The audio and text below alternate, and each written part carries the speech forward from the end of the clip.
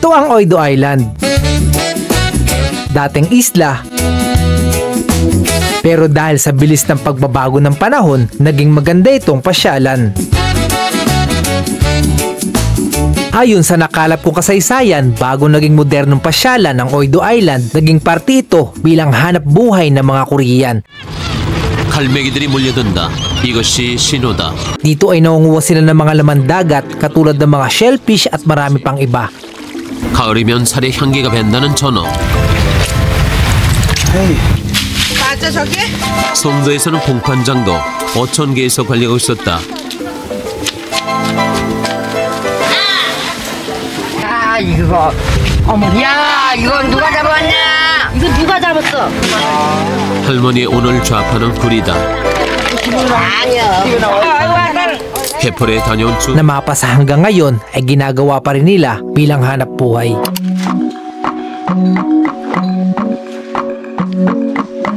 Subukan natin tikman kung ano ang lasa ng dating kasaysayan. Dumako naman tayo sa pangunguha ng mga laman dagat. May parte sa Oido na pwede kang manguha ng mga laman dagat, ngunit kailangan mong magrenta ng bota. Doon naman sa bago kayo pumasok dito, makakita kayo doon na pwede nyong rentahan na boots. Ibalik nyo lang pag after nyo gamitin.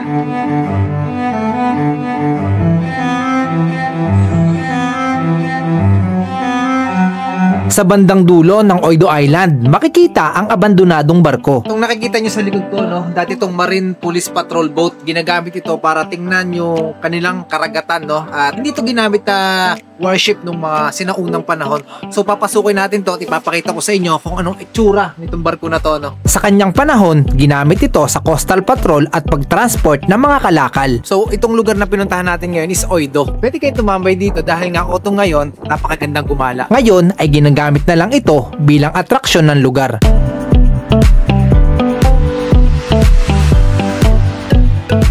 Kung nakakaluwag-luwag ka naman sa buhay, dito ay madadaanan mo ang mga seafood restaurant. Pwede kang kumain dito ng lobster at king crab. Ayan, so kung nakikita nyo nasa gilid ko, no, ayan, may mga nagtatawag dyan ng mga ajushi kung tawagin dito sa Korea, yung mga matatandang lalaki. So nagtatawag sila ng mga customer. Actually, nakakain na rin ako dyan sa lugar na yan, and kumain tayo ng lobster. Sabong menluka.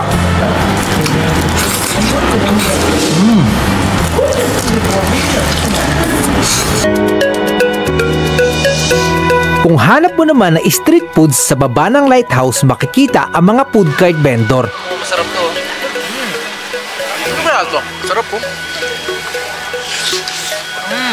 Lipat naman tayo sa kabila. Ang isa sa pinagmamalaki o tinatangkilik ng mga Korean pagdating sa street foods ay ang omok o fish cake. Ito ay gawa sa giniling na isda at harina at niluluto naman sa napakainit na soup. At tamang-tama ito para sa napakalamig na panahon. Medyo ano siya, lutong-luto na siya. Gusto ko dito yung ano eh, hindi pa siya masyadong luto. So kapag wala kayong cash guys, no, pwede kayo mag-send ng pera through sa kanila and then pwede kayong gumamit ng card. So may card naman tayo. Kaya okay lang kahit kumain tayo naman natin.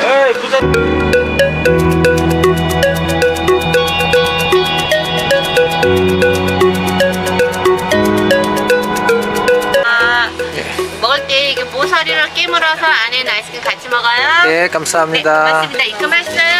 So, tikman na natin to. Sarap! Parang yung ano, ano yung styrofoam. Paglubog ng araw, makikita mo dito ang mga naggagandahang pailaw ng mga establishmento.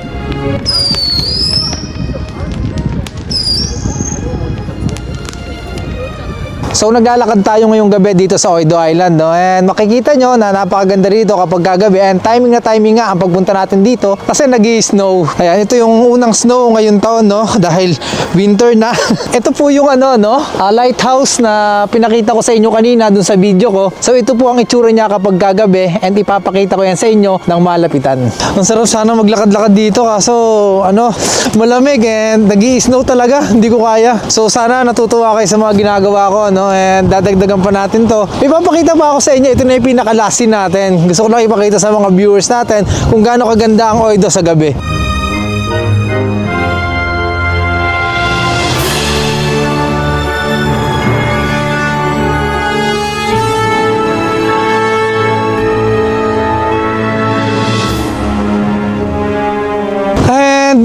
kailangan na nating umuwi kasi lumalakas na yung hangin, pakiramdam ko. May darating na ipo-ipo. So maraming salamat guys sa mga nakatapos ng video na to. Uwi na ako kasi nakakatakot na. Ang lakas na ng hangin. So yun lang.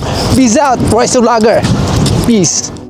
Ang sarap balikan ng mga panahong hindi pa gaanong sibilisado ang lahat. Panahon na hindi pa inaagaw ng teknolohiya ang bawat minuto natin. Panahong ikaw at ang kalikasan lang ang nag-uusap. Yung tipong wala kang ibang ginagawa kundi tumingin sa paligid at maramdaman kung gaano kasarap mabuhay ng simple. Di natin namamalayan ang bilis pala ng takbo ng panahon. Para bang isang panaginip na dumaan at agad din naglaho. Yung dating tahimik, ngayon napalitan na ng ingay ng pagbabago. At habang tinitingnan ko to, isang bagay ang pumasok sa isip ko. Maaaring lumipas sa mga taon, maaaring magbago ang kapaligiran, pero hindi mawawala ang kasaysayan.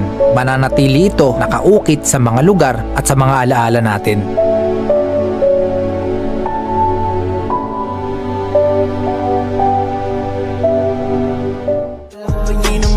Kahit ako mag-isa, gagawin ko ang gusto. Kahit magalit ka pa, hindi na